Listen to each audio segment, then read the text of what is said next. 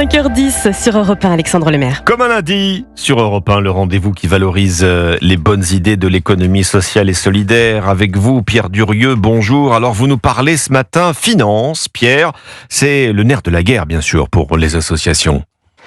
Oui, vous savez, jusqu'à présent, le secteur associatif vivait surtout des subsides de l'État ou des dons issus de la générosité privée. Mais voilà, les subventions publiques se font plus rares, plus maigres, cure d'austérité oblige, et les dons des particuliers ne sont pas multipliables à l'infini. De nombreuses associations constatent même un vieillissement du nombre de leurs donateurs et la raréfaction de leur nombre. Ce qui explique la multiplication, dans le même temps, des appels que vous recevez dans votre boîte aux lettres.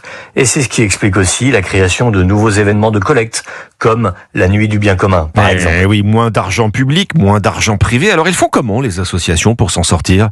Une des réponses tient en un mot: autofinancement.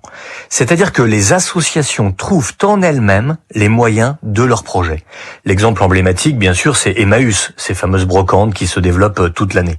Mais c'est aussi, par exemple, le jus de pomme que produisent certaines associations, comme le village Saint-Joseph, ou les fruits et légumes du potager des Sœurs de la Visitation, à Nantes, par exemple, cultivés par des personnes en réinsertion. Alors, qu'est-ce que ça peut vouloir dire, Pierre Durieux, pour les auditeurs d'Europe 1 ? Eh bien, que nos actes d'achat peuvent eux-mêmes avoir une dimension éthique, sociale, salvatrice. Ce jus de pomme-là dont je vous ai parlé permet à des personnes de se reconstruire ici, pendant que cette autre bouteille, par exemple, récoltée à l'autre bout du monde, participe surtout à la destruction de notre environnement.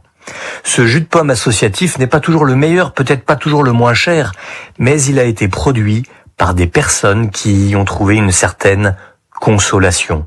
C'est ma petite étymologie poétique du matin. Consoler, c'est faire avec le sol, retrouver le goût du sol, de ramasser des pommes et des hommes aussi au sol. Alors cette semaine, tentez la consommation, consolation. Comme un lundi, sur Europe 1. Merci, Pierre Durieux, et à la semaine prochaine. Il est 5h12.